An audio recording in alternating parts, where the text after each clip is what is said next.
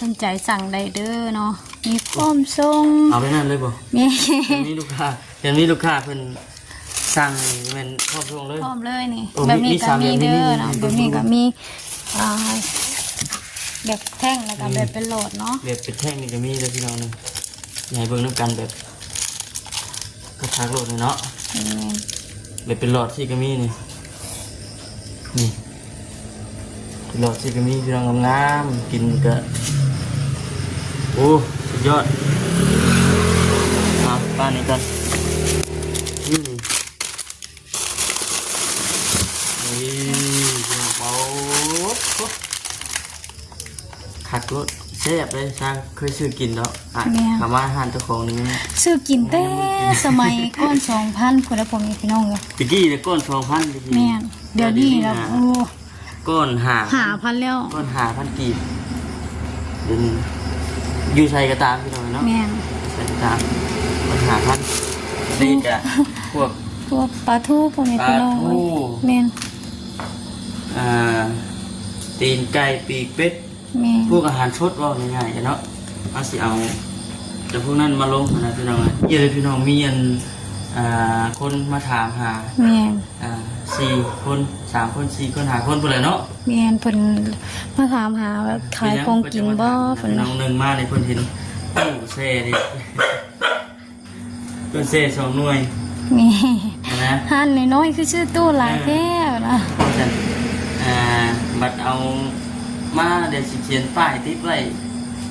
ยังเสียมาอยู่บอกเพิ่นพี่น้องอดใจรอเลยว่าซั่นบ่ได้เห็นดิบ่เฮ็ด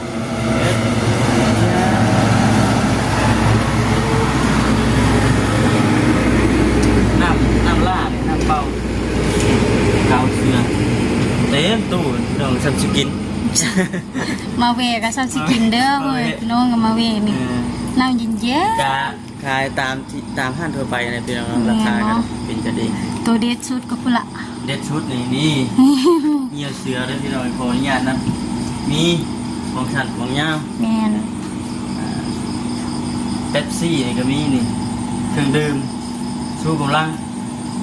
นี่พี่น้องเลยว่ามวยว่าโฆษณาได้นี่นะโฆษณาให้งานตัวเองมวยโฆษณานี่ปิดลิขสิทธิ์ได้เนาะแม่นเอาโฆษณาเฉพาะในห้างให้ซื้อเขาเอามาขายนะ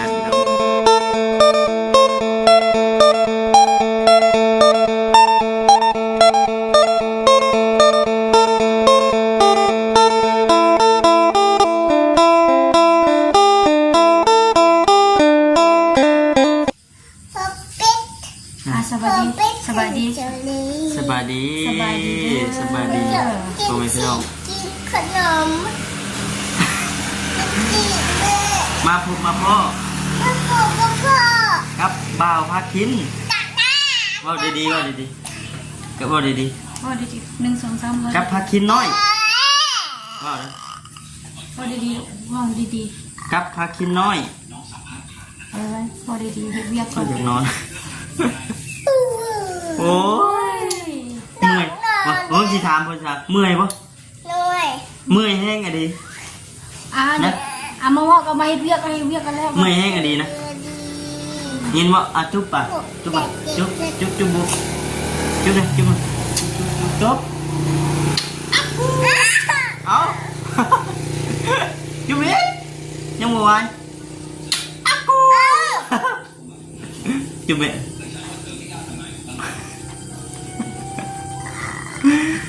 นี่เลยพี่น้องเลยคำว่าแรงมากกับพากันนั่งอยู่ห้านนี่ได้พี่น้องเนาะนอนยังอยู่ในช่วงกว่าแรงอยู่ตอนนี้เวียนนี่ฝนตกแห้งบ่นะเมื่อเวียนนี่ฝนตกแห้งบ่ยินบ่ทานบอกว่าฝนตกบอกไปอะไรก่อนฝนตกแห้งอยู่บ้านหลานพาคินฝนตกแห้งตกแห้งบ่อยู่บ้านปลาลุงตกแห้งบ่อยู่ดีบ่น้ำแม่ดีบ่ดื้อเพิ่นสิจับโอเคบ่อยู่บ้านปลาลุงฝนตกแห้งบ่อยู่ไสโอ้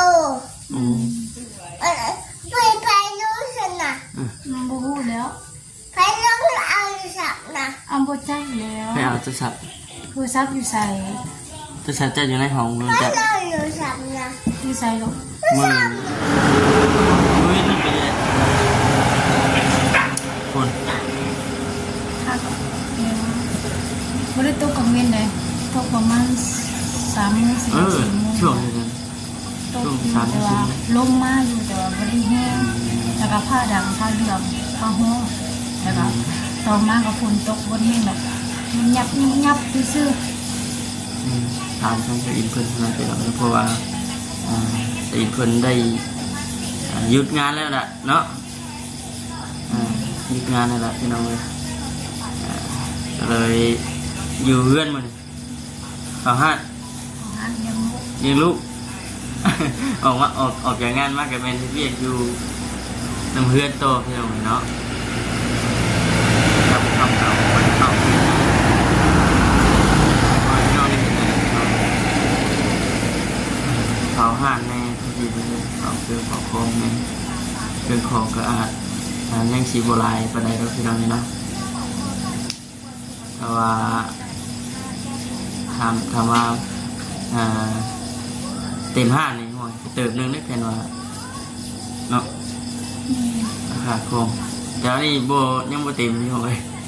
ชื่อตามงบตามกำลังเขา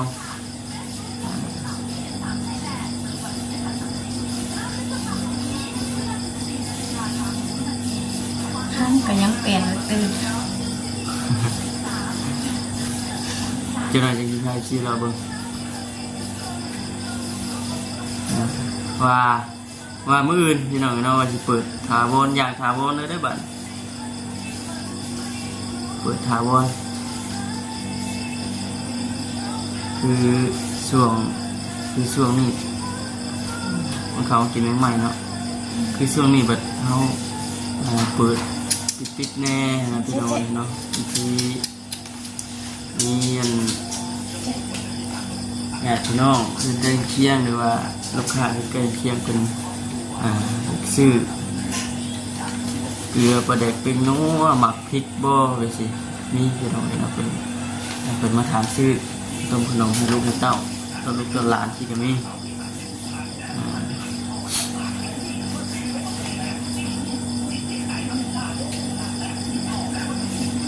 อากาศจะเย็นอยู่ ห้อนเลยพอตกเลยเอ้าห้อน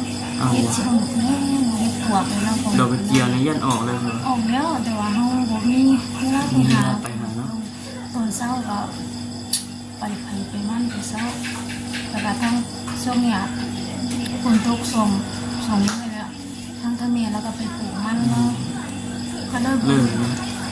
แบบบ่ได้ไปหาอยู่ ยากเนาะ มันยาก เป็นว่า น้อยเนาะ ไปกับมูวี่ปู่เอาลูกแน่อันนั้นพี่น้องนี่แหละคือปัญหาเพราะว่าช่วงฝนตกนี้เรียกเริ่มเข้ามาได้พี่น้องเลยเรียกเขาสวนปลูกมัน ใช่ไหมคะหวานกะ วางก้าลงหน้าแล้วบางที ลงหน้า เรา ไท จั ย น บุตรไทยยังสารพัดโปรเจกต์น้องเลย เริ่มอาชีพกาวเริ่มเข้ามาอีกแล้วพี่น้องเลย ไวเลยเนาะว่าบ่ อ๋อได้พัก แป๊บเดียวผักพอว่า3 เดือน 3 เดือน แป๊บเดียวได้แป๊บดำหน้าผักดำหน้าก็ห่างก่อนได้ดำหน้าประมาณ2 เดือนไปพอ3 เดือนก็เกี่ยวข้าวกับแป๊บก็พอได้4 เดือน5ลงหน้าอีก ไว้ดิเป็นวันย่ำหน้าเลยเขาสมมติว่าเขาเลี้ยวเนาะแล้วช่วงเดือน 9 เดือน8เดือน9 เดือน10คน เดือน9ที่ก็ที่ได้ยึดหลายตัวจ้ะที่ได้ยึดหลายตัวย้ำเล็กเป็นว่าที่เรียกหลายตัวย้ำเล็กเนาะ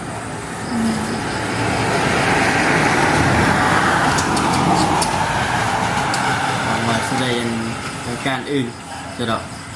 มันกายย่ามแล้ว กายวะ แม่กายย่ามแล้วเขาเลยมันบ่อยากหลุดแล้วปกติมันเกิดมันกายแล้ว ในฝนตกมาเลยมันดินบุอิ่มน้ำก็อยู่นะพี่น้องเนาะ ตอนในตลาดมันวุ่นวาย ร้อย เพราะ ห้องมีผ่านมีการ มาจะเผ็ดไก่เลย แห้ เนาะ งเลยพวกมันพี่น้อยอื่นกันแล้วป้อ มันนั่งเบิ่งดูทัดเบิ่งอยู่ที่พายชีเพิ่นรอเบิ่งห่านบ่ฮะ หลอกไปหลอกกันหลอก รอเบิ่งก่อนไปเจ้าอินไปรีวิวห่านบางทีมี FC บางท่านเพิ่นไปทางอื่นทางไกลโอ้ยอยากกัน เกได้เยอะเนาะ อยากลงไปไหวพระธาตุยัง พระธาตุโพ พระธาตุโพนเด้เนาะอยากไปเที่ยวทั้งทางใต้ว่าซั่น มีทั้งปากซองปากซี่อย่าง คือได้ ก็ ยินอันบอกคำว่ากับสินว่าเปิดห้านนี่นะอยากไปกินน้ำเย็นที่ยันนะเวได้เด้อพี่น้องเด้อเวได้เด้อ แม่น เนาะ โพดกระไก่เงินสวิงกับบ่คำเด้อ ว่าบ่ ไก่ เนาะ ท่านสวิงกับบ่คำแก่ได้เด้อเด้อ ว่าบ่ได้เห็นคลิปเลยก็สิบ่เวกินน้ำเย็นๆในจักบาท1 2บาทเนาะ ไปดังบ่ ก็ยกกันก่อนเนาะนี่พี่น้องไปไปรอเบิ่งไม่ว่าตัวนี้คือว่าพวกต้มขนมนี่นะหอดเต้าแป้งนี่จะเป็นช่วงตอนเช้านี่ว่าสิพากันออกไปหอยอยู่ลาวข้างนอกพุ่น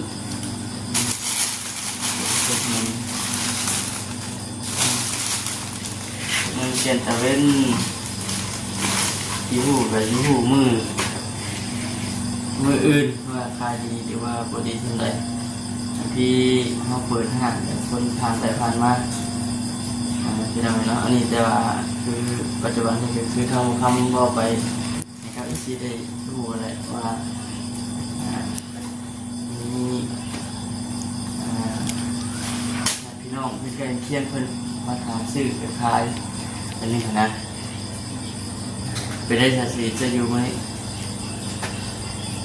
มีคนมาซื้ออยู่ว่า มีอยู่ มีอยู่ชวนตัวนี้เป็นครีมทาอะไรกันงามที่เราเลยเนาะทาอะไรกันงามครีมเป็นใส่อินเพื่อนเป็น ชวนมากเลยสรรพคุณเพิ่นเป็นได้สิ ข่อยบ่งามข่อยสิอันนั้นได้อยู่ เจ้าเอามาในสรรพคุณมันน่ะต้องเราชูคนพังถึงว่าสรรพคุณเพิ่น ดีเด้อเนาะแต่ว่าใส่ก็คือผู้ใดใส่ถือกระสีในหน้าขาวไว้เด้อพ่อแม่พี่น้องแต่ว่าครีมอาจสิแห้งเนาะแห้งว่าใส่ไปโดนไปสิในหน้าเฮาบางแม่นแต่ว่าแถวบ้านเฮานี่เขาสินิยมใส่หลายอยู่ ดีว่าเขาใส่อะไรมีตู้แช่นี่พี่น้องแล้วมีพวกของเย็นดีโลดีโดเนาะดีโดนี่พี่น้องเลย นี่กระแลมน้ำเด้อก ระเลมปูหอมหวานพี่น้องเลย อยู่หันแล้วลูกอยู่หันแล้ว นี่อันนี้รสชาติอย่างพอดีโอ้กระเลมหาลาวกระเลมหาดาวมี2รสชาติได้พี่น้องเลยตัวนี้นะ กาแฟเนาะ กาแฟบตัวนี้นะนี่ ไผสนใจสั่งได้เด้อเนาะมีพร้อมส่ง เอาไปนั่นเลยบ่ มี มีลูกค้าเพิ่นสั่งเป็นครอบครัวเลย พร้อมเลยนี่ โอ้ แบบนี้ มี ก็ สาม มี แบบนี้ เด้อ นี่ เนาะ นี่ แบบนี้ ดู ก็มีแบบแท่งแล้วก็แบบเป็นโหลดเนาะ แบบเป็นแท่งนี่ก็มีเลยพี่น้องนึงอยากให้เบิ่งน้ำกันแบบกระชากโหลดนี่เนาะ นี่ แบบเป็นหลอดที่ก็มีนี่เป็นหลอดที่ก็มีพี่น้องงามๆกินก็โอ้สุดยอดป้านี่กันกระเล่มนี่มันมีสามแบบเนาะ แบบขนมปังก็มี หรือ เด้ ข อน ม เนาะ ปังนี่ก็มีนี่พี่น้องเบาขัดรถแซ่บเลยช่างเคยซื้อกินเนาะคำว่าอาหารเจ้าของนี่ ซื้อกินแต่สมัยก่อน 2,000คนละผมมีพี่น้องเลย ตะกี้แต่ก้อน2,000ตะกี้ แม่นเดี๋ยวนี้แล้วโอ้ ก้อน5,000 5,000แล้ว ก้อน5,000กีบเดี๋ยวนี้ อยู่ใส่กระตามพี่น้องเนาะ แม่น ใส่กระตามปัญหาท่านมีสองสีเป็นผ่าน รสชาติอันเดียวกันแต่ว่าแค่ สีทง พอแต่สีถุงเนาะน้อง อันนี้คือทายกับอีกที่ได้เบิ่งน้ำตาลนะพี่น้องเนาะคันว่ามีดูคูนาทีพี่น้อง แม่น เรียกว่าพ่อแม่พี่น้องเนาะเห็นคลิปผ่านมาไปมีเวียกมีงานผ่านหน้าบ้านหน้าเพื่อนไปมันกับบริไกลเส้นทางกับพี่น้องเลยกรุณาเวะเข้ามาหน่อยนึงนั่งร่วมกันเยอะนี่จะมีพี่น้องน้ำแข็งมาแล้วตู้ตรงนี้ถือว่า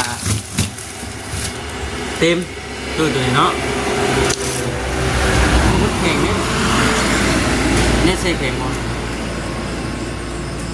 น้ำแข็งเขาก็ออกไปไว้ตู้ ต้องเอาไปไว้ตู้เซตัวนั้น อืม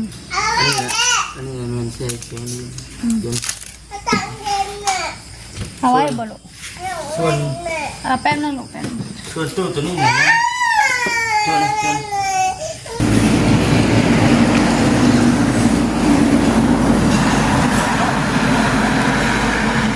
เอารถลาย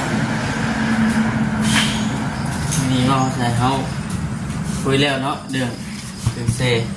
แล้วยังสิกลับขึ้นไปบนตู้ตัวนั้นอีกเดิมพี่น้องบอกคำเชื่อว่าท่านว่ามุ้ยเนาะมุ้ยทางพระเมียเพิ่นซอยดีปะจะที่ได้ชั้นนี้ระเบิดพี่น้องเลยเนาะทุกชิ้นทุกอันทุกอย่างเฉพาะในห้างเป๊ะ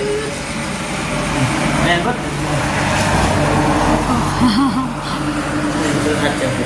เป็นเยอะมีทั้งจุดเด็ดเอาใจลูกค้าพี่น้องเลยว่าซื้อเครื่องเนี่ยเวะเบิ่งหนังน้ำกันเบิ่งข่าวบางอย่างที่ได้ตอนตู้นี่พี่น้องเลยเนาะตู้นี้ยังอยู่ตรงยังไม่ทันได้พร้อมใจงาน นี่ ไปเบิ่งกันเด้อ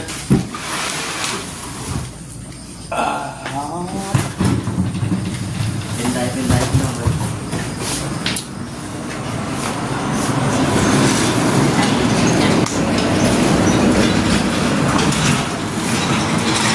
นี่นะยังโล่งงอยู่พี่น้องเนาะ แม่น ขายเครื่อง อันนี้ว่าสีลงพวกอาหารทะเล พวกปลาทู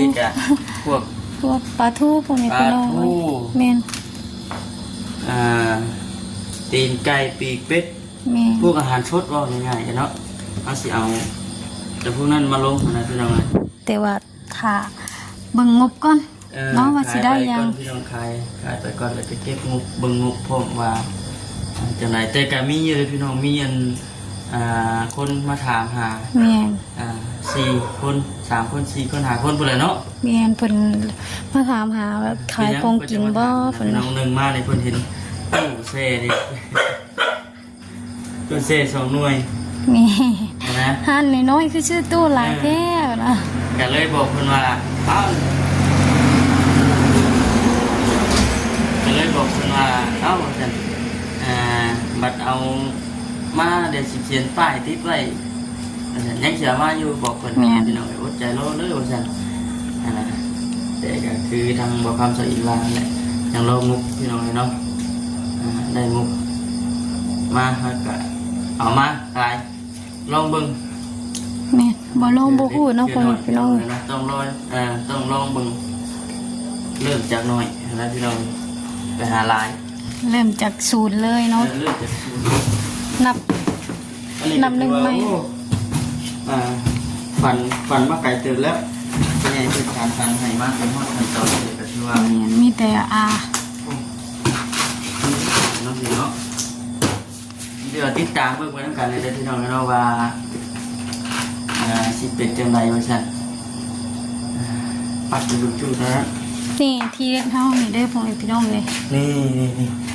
ใส่เพื่อน ไม่ พก ตรวจเด้อผู้ใดเฮือนพกผู้ใดบ่มีพ่อยมาเอาเด้อเนาะ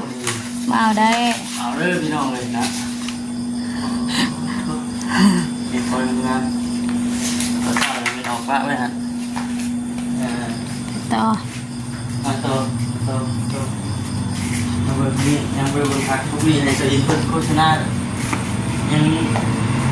โบนั่นก็ได้เห็นดีบ่ เฮ็ด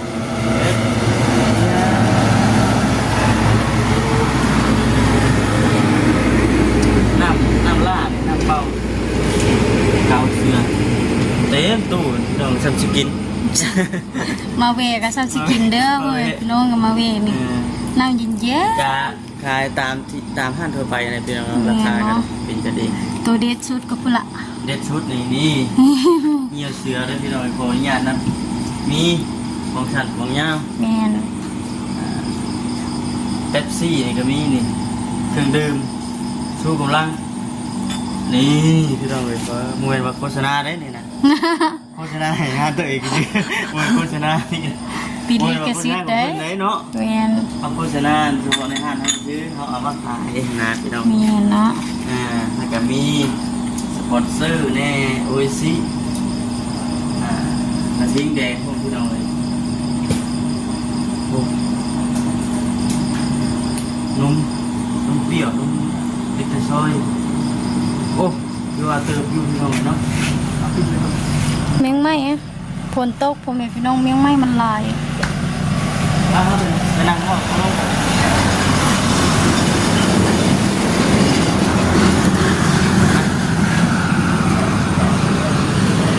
นั่งเอาลงกัน เอาคนเด้อไปนอน อยากนอนเองเป็นนี่ไงมันมาห้องเก่งดีคันว่าก็ได้ก็อีกเลยพี่น้องเนาะตีนคันว่าบ่มีทางรับเมียเพิ่นช่วยมานี่ครับปะเดี๋ยวจังเลย เมียนเดี เนาะ ยวเนาะหัวว่าสิฮอดจุดนี้ ที่มาฮอดจุดนี้หรือบ่ หัวสิมอนมื้อนี้ไว้ปานนี้เด้อบ่เนาะก็ถือว่า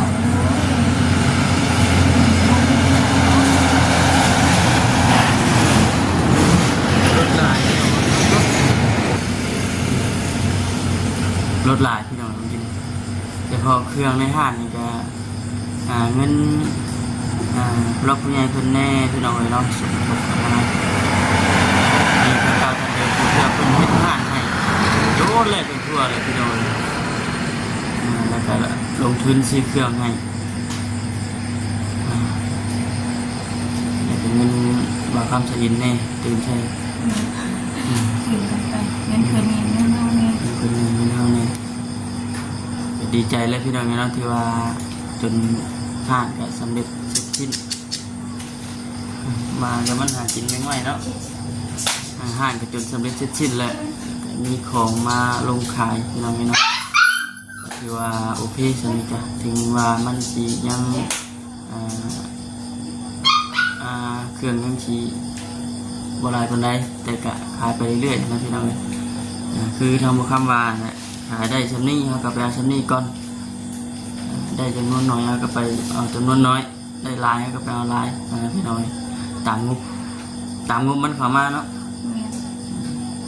มีแต่ว่าสิพากันพัฒนาคอยเป็นคอยไปเย็นหูไปน้ำนะพี่น้อยเนาะว่าเป็นอะไรพอค่าไม่ค่ามือใหม่เดือนเจ้าเคยเป็นไม่ค่าใช่ปะ ไปว่าบ่เคย บ่เคย คนเราบ่เคยเนาะ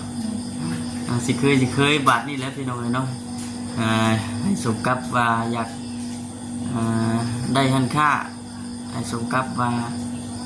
อยากตั้งหันค่าขายเนาะ แม่ ให้กับทางครอบครัวเพิ่นเฮ็ดให้นะครับดีใจพี่น้องเนาะได้มาฮอดจุดนี้เลย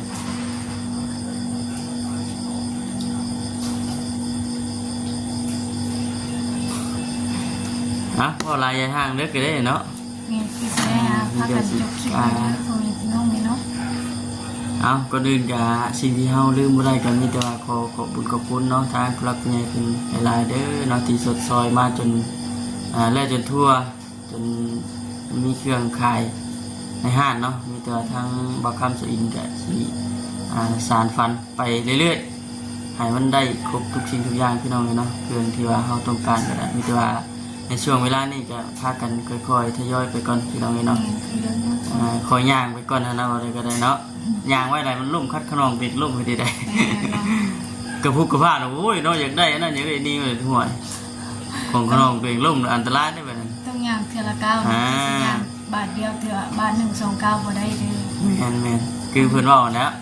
จับปลา2 มือมันจับบ่ได้เด้อเนาะ เ ยังได้เนาะจะไป เนาะอะไรกันพลาดตื้อเลยนะโอเคนะพี่น้องจะได้ก็ขอให้เพื่อนอยู่ดีมีแห้งเด้อเนาะความเจ็บจะได้ความใครจะมีปรารถนาสิ่งใดก็ขอให้ได้ดังใจปรารถนาเด้อเนาะให้มาสนิทก็ขอให้กลับคืนไปหาร้อยเท่าพันเท่าเด้อเนาะอย่าเจ็บจะจนเหตุเวียกเหตุการณ์เหตุงานนี่ยังก็ขอให้เจริญรุ่งเรืองก้าวหน้าต่อไปเป็นหัวโพมใส่ให้ลูกให้เต้าให้ลูกให้หลานให้ครอบครัวไปโดนเนาะสาธุขอให้พี่น้องพี่กันคือกันฝากเป็นกำลังใจแล้วก็ฝากความมาก็เลยก็แชร์ก็ติดตามให้เด้อพี่น้องเด้อเนาะเนี่ยเนาะฝากในเด้อเนาะเป็นกำลังใจในทั้งสองคนในเด้อพ่อแม่พี่น้องเนาะ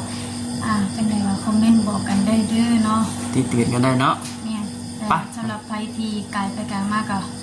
อุดหนุนในเด้อดิอุดหนุนในเด้อเนาะมีคือให้เบิ่งอะไรพี่น้องเนาะมีเพียนว่าสิเฮ็ดโต๊ะบ่นั่งเนาะแต่ว่ายังบ่ได้เฮ็ดตรงนี้ยังสิเอาอีกเนาะกำลังซอยอยู่กำลังซอยใหม่เป็นไม้เอาอีกเนาะเพราะว่าคณะสิสั่งคนเด็กนี่แพงเลยผม